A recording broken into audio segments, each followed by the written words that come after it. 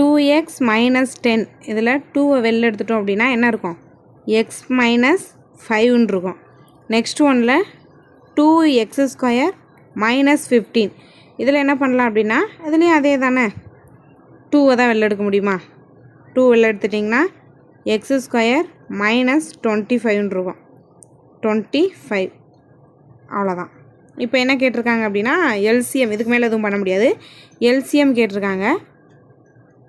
இதை சிம்பிளிஃபை பண்ணலாம், x² minus 25 simplify பண்ணலாம். என்ன ஃபார்முலா அப்படின்னா a² minus b² equal a plus b into a minus b. இந்த ஃபார்முலா பார்த்தீங்க அப்படின்னா நிறையா இடத்துல நீங்கள் யூஸ் பண்ணலாம்.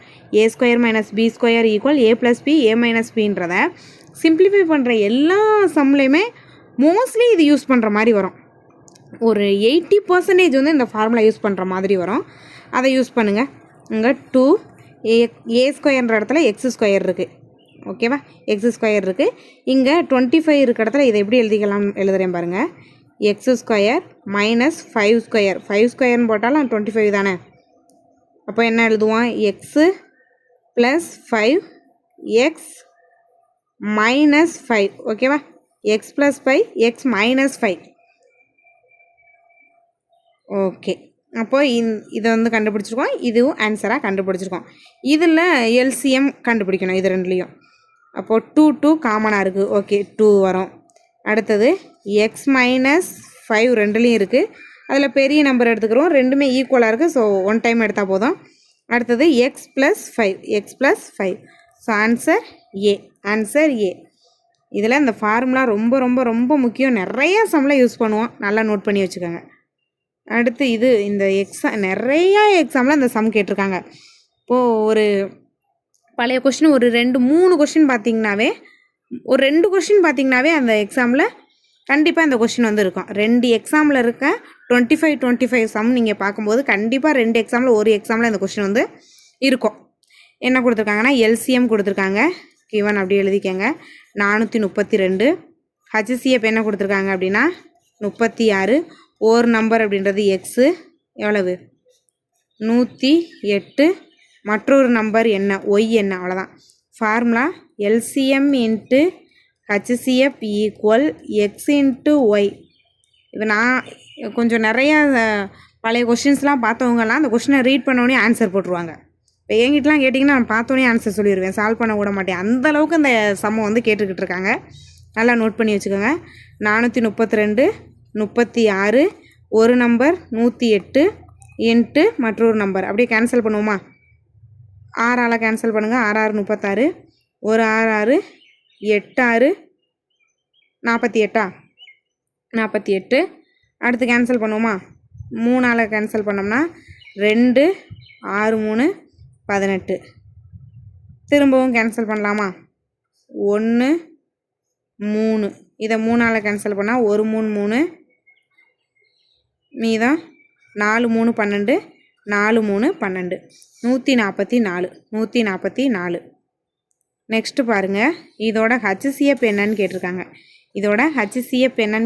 ரொம்ப ஈஸி தான். ஃபஸ்ட் ஒன்று எடுத்துக்காங்க, x² ஒய் ப்ளஸ் எக்ஸு ஒய்²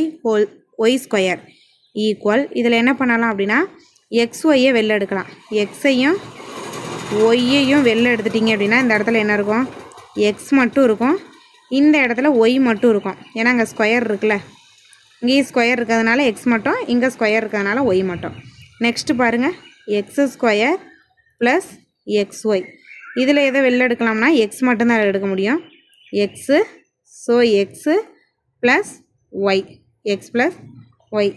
இதில் என்ன கேட்டிருக்காங்க, ஹச்சிசிஎஃப் கேட்டிருக்காங்க. ரெண்டுலேயும் என்ன காமனாக இருக்குதுன்னு பாருங்கள், எக்ஸு காமனாக இருக்குது. So x. ஒய் இங்கே இருக்கே தவிர இங்கே இல்லை, அதனால் போடக்கூடாது ஆன்சரில். எக்ஸ் ப்ளஸ் ஒய் ரெண்டு இடத்துலையும் காமனாக இருக்குது. ஸோ இதுதான் ஆன்சர் ஹச்சிசிஎஃப். ஹச்சிசிஎஃப் அப்படின்னாவே காமனாக இருக்கிறது. ஸோ இந்த சம் பாருங்கள், கொஞ்சம் பெரிய சம் மாதிரி இருக்கும், அப்படியே வளவலன்னு எழுதுகிற மாதிரி இருக்கும், பட் ஈஸி தான், ரொம்பவே ஈஸியான ஒன்று தான். பாருங்கள், கொஞ்சம் டைம் எடுக்கும், கொஞ்சம் பெரிய சம் மாதிரி தான் இருக்கும். ஃபஸ்ட்டு ஒன்று எடுத்துக்கோங்க, 1 by 1 எடுத்துக்கலாம். X power 4 minus 1.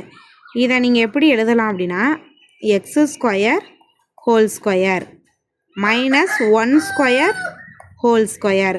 ஓகேவா? என்ன ஃபார்முலா? இப்போ தான் நான் சொன்னேன் ஒரு ஃபார்முலாவை 80% யூஸ் பண்ணலாம் எல்லா சம்லையும் அப்படின்னு சொன்னேன். அந்த ஃபார்முலா தான் A square minus B square equal A plus B A minus B. அதே போல் எழுதுவோமா? X square plus 1 x square minus 1. திரும்ப இதை என்ன பண்ணலாம்? A square minus B square மாதிரி இருக்கா இது. ஸோ இதை அப்படியே வச்சுக்கோங்க. X square plus 1. இங்கே என்ன பண்ணலாம்? X plus 1 x minus 1. இதுக்கப்புறம் இதை எதுவும் டச் பண்ண முடியாது. ஓகே, அவ்வளோதான். இதுக்கான ஆன்சர் இது தான். எக்ஸ் பவர் 4 மைனஸ் 1க்கான ஆன்சர் கண்டுபிடிச்சிட்டோம். நெக்ஸ்ட்டு அடுத்தது எக்ஸ் ஸ்கொயர் மைனஸ் 1. இதுக்கும் அதே தான், A square minus B square தான். இப்போ இங்கே என்ன எழுதுவோம்? X plus 1 x minus 1. Okay, next X square plus 2x plus 1. இது பாருங்கள், இதுவும் ஃபார்முலா தான். என்ன ஃபார்முலா அப்படின்னா ரொம்ப சிம்பிளான ஃபார்முலா தான். 6th ஸ்டாண்டர்ட்லேயே படிச்சுப்போம்னு நினைக்கிறேன். A plus B whole square equal A square plus B square B square plus 2ab. அதே தான், இங்கே ஏ இருக்க இடத்துல எக்ஸ் இருக்குது. அப்போ X plus Y whole square equal X square plus Y square plus 2xy. அப்போ அது போல் தானே இருக்குது. எக்ஸ் ஸ்கொயர், இங்கே ஒய் இருக்க இடத்துல 1 இருக்குது. இங்கே என்ன இருக்குது? 2xy இருக்குது. ஒய் இருக்க இடத்துல 1 இருக்குங்க. இதை ஒன் டைம் எழுதி காட்டுறேன். எக்ஸ் ப்ளஸ் 1 ஹோல் ஸ்கொயர்னால் எப்படி எழுதுவோம்? எக்ஸ் ஸ்கொயர் ப்ளஸ் ஒய் இருக்க இடத்துல 1, அப்போ 1 ஸ்கொயர் ப்ளஸ் 2x ஒய் இருக்க இடத்துல 1. அப்போ இதை எப்படி எழுதலாம்? X square plus 2x plus 1 அதானே இங்கே இருக்குது. அப்போ இந்த இடத்துல இது எதுக்கான ஃபார்முலா? எக்ஸு ப்ளஸ் 1 ஹோல் ஸ்கொயருக்கான ஃபார்முலா. ஆன்சர் எல்லாம் ஒன்றுக்குமே என்னென்ன கண்டுபிடிச்சிருக்கோம்னு பார்ப்போம். ஃபஸ்ட்டு ஒன்றுக்கு இதுக்கு என்ன எழுதியிருக்கோம் கண்டுபிடிச்சிருக்கோம் அப்படின்னா x square plus 1 x square plus 1 x plus 1 x minus 1. Okay, next என்ன கண்டுபிடிச்சிருக்கோம்? இது தான் எக்ஸ் ப்ளஸ் 1 எக்ஸ் மைனஸ் 1. தேர்டில் x plus 1 whole square. HCF அப்படின்னாவே காமனாக இருக்கிறதா பார்க்கணும். எக்ஸ் ப்ளஸ் 1 காமனாக இருக்குது. இங்கேயும் எக்ஸ் ப்ளஸ் 1 இருக்குது, இங்கே இருக்கா எக்ஸ் ப்ளஸ் 1 இருக்குது, எக்ஸ் ப்ளஸ் 1 இருக்குது, இங்கேயும் எக்ஸ் ப்ளஸ் 1 இருக்குது. சின்ன நம்பரை போடணும். பவரில் இங்கே 2 இருக்குது, அப்போ அதை போடக்கூடாது. பவரில் இங்கே 1 இருக்குது, ஒன்றுமே இல்லைன்னா 1 இருக்க தான் அர்த்தம். அப்போ எதை எடுத்துக்கிறோம்? எக்ஸ் ப்ளஸ் 1 தான் ஆன்சர். எக்ஸ் ப்ளஸ் 1 தான் answer. Option C, X plus 1. இது 197வது சம் பாருங்கள். 8இன் எத்தனை சதவீதம் தெரியாது. ஸோ என்ன பண்ணணும்? x/100 தெரியாதுல, அதை எக்ஸ்ன்னு எடுத்துக்கோங்க. எத்தனை சதவீதம் 64ன்னு கேட்டிருக்காங்க. கொடுத்துருக்காத எழுதியிருக்கேன், வேறு ஒன்றும் பண்ணல. 8இன் எத்தனை சதவீதம் 64, எத்தனைன்றது தெரியாது. ஸோ எக்ஸு 8ஆல் கேன்சல் பண்ணுங்கள். 8 8 64. ஸோ எக்ஸோட வேல்யூ இங்கே வகுத்தில் இருக்கிறது இந்த சைடு போகும்போது பெருக்கலாம் மாறிடும். அப்போ 8 × 100 800. ரொம்ப ஈஸியான சம். அதே போல் தான் சேம் தான் இதுவும். ஓர் எண் தெரியாது, அதை எக்ஸ்ன்னு வச்சுக்கோங்க. ஓர் எண்ணோட 50% மற்றும் அதே எண், அப்போ அதே எக்ஸ் தான். அதே எண் தானே எக்ஸு, ஓர் எண் அதே எண். இங்கே ஒய்ன்னு போடக்கூடாது, அதே எண் தான் எக்ஸு.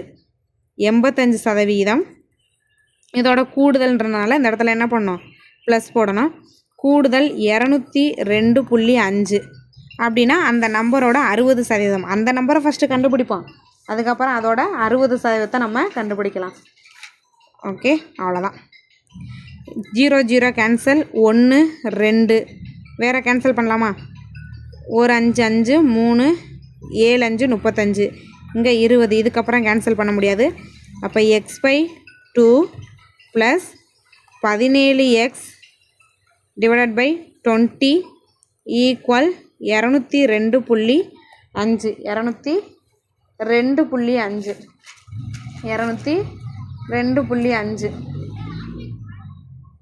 202.5 நெக்ஸ்ட்டு இதை அப்படியே குறுக்கு பெருக்கல் பண்ணுவோம். 20x 17ஐயும் 2ஐயும் பெருக்குனிங்கன்னா 34x, கீழே இருக்கிறத பெருக்குனிங்கன்னா 40, 202.5. இப்போ மேலே இருக்கிறத கூட்டுங்க. 20 + 34ன்ற போது 54xன்னு வரும். 54x divided by 40 equal 202.5. 40 அந்த சைடு கொண்டு வருமா? 54x equal 202.5 into 40. 40ஓட அதை பெருக்கும்போது நமக்கு என்ன கிடைக்கிது அப்படின்னா 8100ன்னு வரும். 8100 பெருக்கி பாருங்கள். இந்த சைடு 54x இருக்குது. அப்போ 54 இதை கேன்சல் பண்ணுவோமா? கேன்சல் பண்ணலாமா? இல்லை அப்படின்னா அப்படியே வச்சுக்கோங்க. எக்ஸை மட்டும் கண்டுபிடிங்க. கேன்சல் பண்ண முடியலைன்னா 8100 டிவைடட் பை 54ன்னு வச்சுக்கோங்க. அவ்வளோதான். இப்போ அந்த எண் அப்படின்றத கண்டுபிடிச்சிட்டோம். அந்த எண்ணின் 60%. அந்த எண் வந்து 8100 டிவைடட் பை 54. இந்த நம்பரோட அந்த எண் 60% எவ்வளவு? 100 எவ்வளவுன்னு கேட்டிருக்காங்க. 2 0 கேன்சல். அடுத்து கேன்சல் பண்ணலாமா? 3ஆல் கேன்சல் பண்ணுவோமா? 3ஆல் கேன்சல் பண்ணால் 2 3 6, இங்கே 1 3 8 3 24. திரும்ப 2ஆல் கேன்சல் பண்ணால் 10, இங்கே 9, இதை 9ஆல் கேன்சல் பண்ணால் 9. எல்லாமே கேன்சல் ஆகிடுச்சு. 9ம் 10 மட்டும் இருக்குது. இப்போ 9 × 10 வந்து 90. So option C. அந்த நம்பர் இந்த நம்பர்னு இருக்க இடத்துல நம்ம குழப்பக்கூடாது. இது பாருங்கள், இது கொஞ்சம் ஒரு பெரிய சம்மாக போகுது. இந்த சம் பார்த்தோம் அப்படின்னா கொஞ்சம் டைம் எடுக்கும், பட் ஈஸி தான். அதே தான் நான் ஆல்ரெடி சொன்னேனே, a² - b², a + b a - b. இதை மறக்கவே கூடாது. மறக்காது, ஈஸியான ஒன்று தான். அதுதான், அதே தான் யூஸ் பண்ண போகிறோம். அதுதான் இங்கே வருமா? ஓகே, பார்க்கலாம். இது 3 நம்பர்ஸ் இருக்குல்ல, ஸோ அது வராது. பாருங்கள், ஃபஸ்ட்டு ஒன் எடுத்துக்கோங்க. x² + 5x + 6. இப்போ என்ன பண்ணலாம் அப்படின்னா, பெருக்கும்போது 6 வரணும், கூட்டும்போது 5 வரணும். பெருக்கும்போது 6 வரணும், கூட்டும்போது 5 வரணும். அப்படி ஒரு நம்பர் எடுங்க. 2 × 3 6, 2 × 3 6, 2யும் 3யும் கூட்டினீங்கன்னா 5 வந்துருச்சா? அவ்வளோதான். அப்போ இந்த இடத்துல என்ன எழுதுவீங்க அப்படின்னா, x + 2 x +3 மைனஸ் ப்ளஸ் கரெக்டாக போடணும். x + 2 x - 2. நெக்ஸ்ட்டு ஃபஸ்ட்டு ஒன்று கண்டுபிடிச்சிட்டோம். செகண்டு இதை எடுத்துக்கலாமா? இதை எடுத்துக்கிடுவோம். x² - 4x - 21. அப்போது பெருக்கும்போது 21 வரணும், கூட்டும்போதோ கழிக்கும்போதோ 4 வரணும். அப்படி ஒரு நம்பரை நம்ம தான் கண்டுபிடிக்கணும். அப்படி என்ன நம்பர் கண்டுபிடிக்கலாம்? 7 3யும் பெருக்குங்க. 7 × 3 21. 21. அதே போல் -21. அப்போ 7 பக்கத்தில் மைனஸ் போடுங்க. 21 வந்துருச்சா? -21 வந்துருச்சு. அடுத்து -7 + 3 அப்படின்ற போது -4 வந்துருச்சா? -4. அவ்வளோதான். இதை தான் இங்கே எழுத போகிறோம். அப்போது x - 7 x + 3 கண்டுபிடிச்சிட்டோம். இதுக்கும் நம்ம கண்டுபிடிச்சாச்சு. நெக்ஸ்ட்டு என்ன அப்படின்னா, நெக்ஸ்ட்டு அடுத்தது இது 2x - 2x² - x - 6. இந்த மாதிரி இங்கே எக்ஸ் பக்கத்தில் நம்பர் இல்லை, ஸ்கொயர் பக்கத்தில் x² பக்கத்தில் நம்பர் இல்லை, பட் இங்கே இருக்குது. இந்த மாதிரி இருக்குது அப்படின்னா லாஸ்ட் நம்பரோட பெருக்கிக்கணும். பெருக்கிங்கன்னா 12 வரும். அப்போ 12 வரணும். பெருக்கும்போது 12 வரணும், கூட்டும்போது இங்கே ஒன்றுமே இல்லைன்னா 1 இருக்கிறதா அர்த்தம். 1 இருக்கிறதா அர்த்தம். கூட்டும்போதோ கழிக்கும்போதோ 1 வரணும். அப்போ அந்த மாதிரி ஒரு நம்பர் கண்டுபிடிப்போமா? 4யும் 3யும் பெருக்குவோமா? 12 வந்துடுச்சா? இதை பெருக்கணும், மறந்துடக்கூடாது. ஸ்கொயர் நம்பர் பக்கத்தில் இருக்கிறத லாஸ்ட் நம்பரோட பெருக்கிக்கிறணும். 12 இங்கே என்ன வரணும் அப்படின்னா, அப்போ அதே போல் தான் 4 பக்கத்தில் மைனஸ் போடுங்க. அப்போ -4 + 3 அப்படின்னா என்ன வருது? -1 வருது. அப்போ நம்ம இதை என்ன பண்ணுவோம் அப்படின்னா, இதை அப்படியே எழுதுங்க. 2x ஸ்கொயர் -4x + 3x -6 அப்படின்னு வரும். நெக்ஸ்ட்டு இதை 2 2ஆக பிரிச்சுக்க. 4 நம்பர் வந்துருச்சா? இப்போ இதிலேருந்து என்ன பண்ணலாம் அப்படின்னா 2வை வெளில எடுக்கலாம். 2xவே வெளில எடுக்கலாம். எடுத்துட்டிங்கன்னா x + 2ன்னு இருக்கும். ப்ளஸ் இங்கே என்ன பண்ணலாம்? 3யை வெளில எடுக்கலாம். 3யை வெளில எடுத்துட்டிங்கன்னா x + x - 2ன்னு இருக்கும். இங்கேயும் மைனஸ் தானே வரும். சாரி, இங்கேயும் மைனஸ் தான் வரும். ஏன்னா இங்கே -4ல் இருக்குது. அப்போ 2 இடத்துலையும் என்ன இருக்கும் அப்படின்னா x - 2 இருக்கும். x - 2ங்க மைனஸ் ப்ளஸ்லாம் கரெக்டாக போடணும். ஓகே, அப்போ காமனாக என்ன இருக்குது? x - 2 x - 2 இருக்குது. அதை எழுதிக்கங்க. x - 2 ரிமைனிங் என்ன இருக்குது? 2x + 3. ஸோ இதான் இதுக்கான ஃபைனல் ஆன்சர். இதுக்கான ஃபைனல் ஆன்சர் இது செகண்டுக்கு இந்த இதுக்கும் நம்ம ஃபைனல் ஆன்சர் கண்டுபிடிச்சிட்டோம். நெக்ஸ்ட் ஒன் வந்து இது என்ன இருக்குது? கீழே வந்து ரிமைனிங் இருக்கிறது 2x ஸ்கொயர் -11x -21. இதுக்கு கண்டுபிடிப்போமா? இந்த 2வை இங்கே மல்டிபிள் பண்ணுங்கள் லாஸ்ட் நம்பரோட. எக்ஸ் ஸ்கொயர் பக்கத்தில் நம்பர் இருந்தாவே லாஸ்ட்டில் பெருக்கிக்கிறணும். அப்போ இங்கே என்ன வரும்? 42. அப்போ பெருக்கும்போது 42ம் கூட்டும்போது 11, -11, இது -42. இந்த மாதிரி ஒரு நம்பர் எடுப்போமா? அப்படி என்ன நம்பர் இருக்குது அப்படின்னா 14 3. 14யும் 3யும் பெருக்குனிங்கன்னா 42 வருதா? 42 வருது. அப்போது மைனஸை வந்து 14 பக்கத்தில் போடுவோமா? அப்போ -42. அதே போல் 14 -14 + 3 அப்படின்ற போது -11 வந்துருச்சு. அப்போ இதை எப்படி எழுதலாம் அப்படின்னா 2x ஸ்கொயர் மைனஸ் தானே?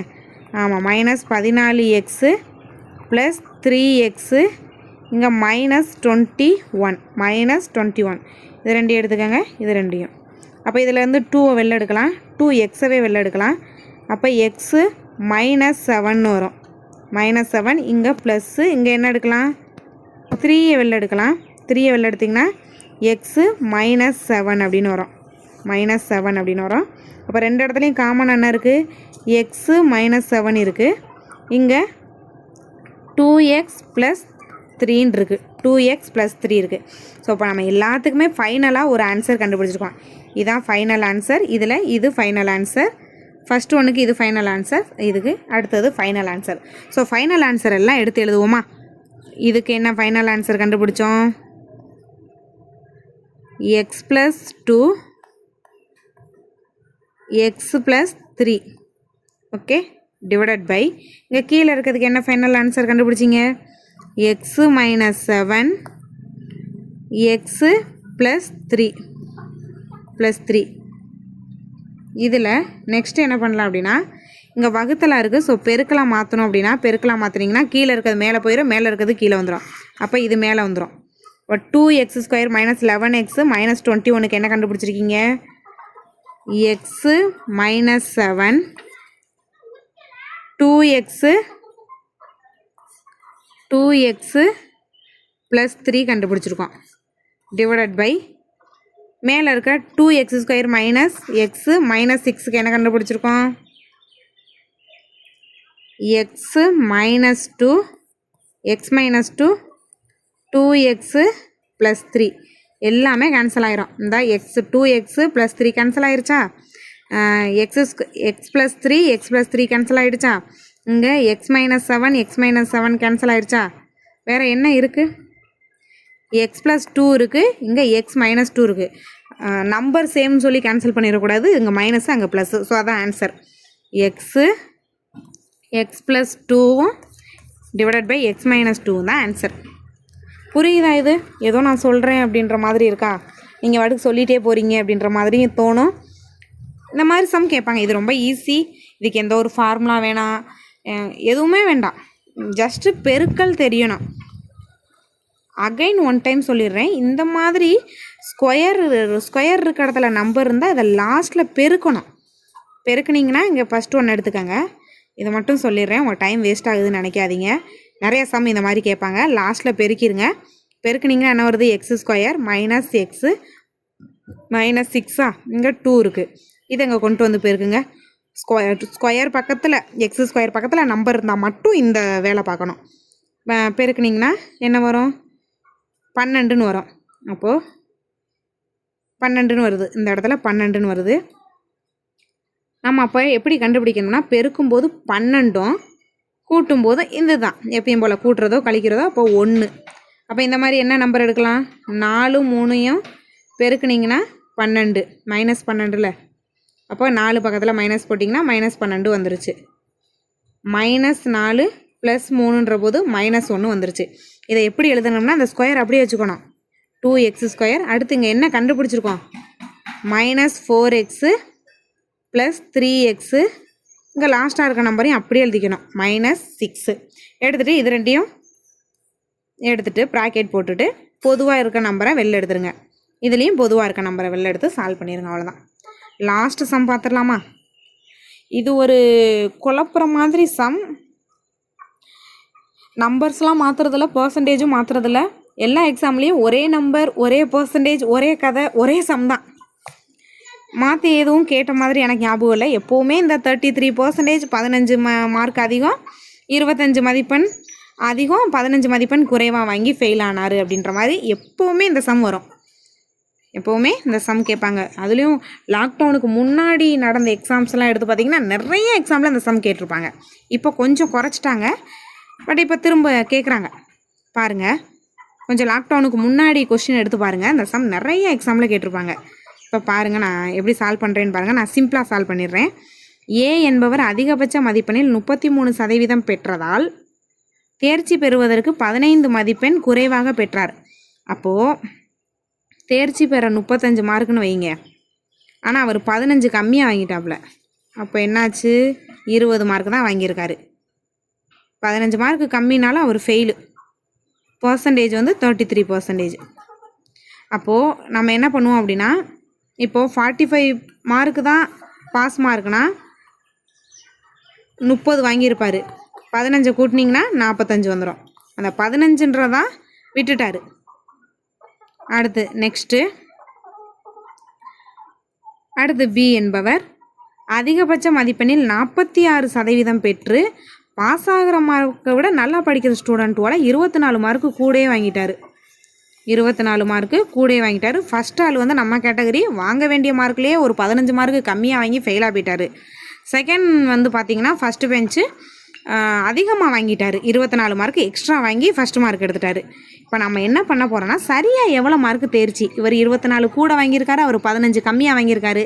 சரி, கரெக்டான பாஸ் மார்க் தான் எவ்வளவு? அவ்வளோதாங்க கொஸ்டின். கூட குறைச்சி வாங்கியிருக்காங்க. நமக்கு கரெக்டான மார்க்கு தெரியணும். ஃபுல் மார்க்குன்னு பார்த்தீங்கன்னா 100%. இது நமக்கு தெரியும். Full mark 100%. ஃபஸ்ட்டு ஒன்று என்ன பண்ணலாம் அப்படின்னா, ஏ எடுத்துக்கோங்க, இங்கே பி எடுத்துக்கோங்க. அந்த மாதிரி எடுத்து சால்வ் பண்ணலாம். ஒரு ஈக்குவேஷன் மாதிரி ஃபார்ம் பண்ணி சால்வ் பண்ணலாம். நான் வந்து கொஞ்சம் ஈஸியாக பண்ணுறேன். இப்போ பாருங்கள், பர்சன்டேஜ் வந்து இங்கே 33%, இங்கே எவ்வளோ பர்சன்டேஜ்? 46%. வித்தியாசம் பாருங்கள், 13%. 13%. அவங்க மார்க்கு கூட குறைவு அப்படின்றது எவ்வளவு? 24 15 ரெண்டையுமே கூட்டுங்க, 39. அவ்வளோதாங்க. 13 தான் 39னா மொத்த மார்க்கை கண்டுபிடிச்சிருவான். ஆனால் அவங்க கேட்டிருக்கிறது சரியான மார்க்கு. இதுவே மொத்த மார்க் கூட கேட்கலாம். மொத்த மார்க் எவ்வளோன்னா 100 எவ்வளவு? அவ்வளோதாங்க. இப்போ கேன்சல் பண்ணோம்னா 1 3. அப்போ மொத்த மதிப்பெண் 300. 3யும் 100யும் பெருக்குனிங்கன்னா டோட்டல் அவங்க மார்க் வந்து 300 கண்டுபிடிச்சாச்சு. ஆனால் சரியான மார்க் வேணும். சரியான மார்க் வேணும்னா வேறு ஒன்றும் இல்லை, ஃபஸ்ட் ஆள் எடுத்துக்கோங்க. ஃபஸ்ட் ஆள் என்னது? ஏ பார்த்தீங்க அப்படின்னா 33%. 300ல் 300 மொத்த மதிப்பெண் 300. 300ல் 33% கண்டுபிடிப்போமா? 33%. 2 0 கேன்சல், 99. பட் அவர் என்ன பண்ணிட்டாருன்னா 15 மார்க்கு குறைவாக வாங்கிட்டார். அப்போது கரெக்டான பாஸ் மார்க் கண்டுபிடிப்போமா? அப்போ 15 மார்க் வாங்கியிருந்தால் அவர் என்ன பண்ணியிருப்பார் அப்படின்னா பாஸ் பண்ணியிருப்பார். 99ல் 15 பேருக்குங்க, கூட்டுங்க, என்ன வருது 114. இதாங்க சரியான மார்க்கு. இதை செக் பண்ணிக்கிடுவோம் இதான் சரியான மார்க்கானு. பிலையும் வந்து போட்டு பார்க்கலாம். பி எவ்வளவு? 46% தான் மொத்த மார்க்கு. மொத்த மார்க்கில் 46%. அப்போ 2 0 2 0 கேன்சல். 46ஓட 3 பெருக்குங்க. 46 3 அப்படின்னா 138. இவர் 24 மார்க் எக்ஸ்ட்ராவில் வாங்கினார். அப்போ இந்த 24 மைனஸ் பண்ணிங்கன்னா 4 1. அப்போ கரெக்டாக வந்துருச்சு. 114ன்றதான் சரியான மார்க்கு. நமக்கு வந்து 35 அப்படின்றது பாஸ் மார்க் மாதிரி, இந்த சம்மில் வந்து 114ன்றது பாஸ் மார்க்கு. அப்போ நமக்கு வந்து என்ன கேட்டிருக்காங்கன்னா சரியான மார்க்கு கேட்கல, பர்சன்டேஜ் கேட்டிருக்காங்க. சரியான மார்க்கோட சதவிகிதம் என்னன்னு கேட்டிருக்காங்க. அப்போது மொத்த மதிப்பெண்ணை கீழே போடுங்க. மொத்த மதிப்பெண் எவ்வளவு? 300. 300ல் பாஸ் மார்க்கு 114. மொத்த mark 300, pass mark 114 into percentage கேட்டிருக்கனால 100. 2 0 2 0 கேன்சல். 114 3ஆல் கேன்சல் பண்ணிங்கன்னா 38. 33 3ஆல் கேன்சல் பண்ணணும். 114 3 3 9 மீதம் 2 8 4 8 3 24. 114 3ஆல் கேன்சல் பண்ணிங்கன்னா 38 வரும். ஸோ அதுதான் இதுக்கான ஆன்சர். இதில் நம்ம வந்து ரெண்டையுமே சால்வ் பண்ணி பாருங்கள். சரியான மார்க் எது, சரியான பாஸ் மார்க் எதுன்னு ரெண்டுலேயுமே சால்வ் பண்ணி பாருங்கள். பண்ணும்போது 15 கம்மியாக வாங்கினதுனால 15 கூட்டுங்க. 24 எக்ஸ்ட்ரா வாங்கினதுனால 24 மைனஸ் பண்ணிவிட்டு வர்ற ஒரு சரியான மார்க் வரும். சரியான மார்க்கு தான் வருமே தவிர 114ன்றது சரியான தேர்ச்சி மார்க்கு. அதிலேருந்து நமக்கு பர்சன்டேஜ் கேட்டதுனால மொத்த மார்க்கு 300. அதில் 114 எவ்வளோ பர்சன்டேஜ்னு கண்டுபிடிக்க இன்ட்டு 100 38%. அவ்வளோதான். நம்ம 2025 நவம்பரில் நடந்த எக்ஸாம் கொஸ்டின் பார்த்துட்டோம். அதுக்கு முன்னாடி போவோம். அக்டோபர் போகலாம். அடுத்த வீடியோவில் அடுத்த ஒரு 10 சம் பார்க்கலாம். கஷ்டமாக இருந்துச்சுன்னா 10 சம் பார்க்கலாம். ஈஸியாக இருந்துச்சுன்னா 15 சம் பார்க்கலாம்.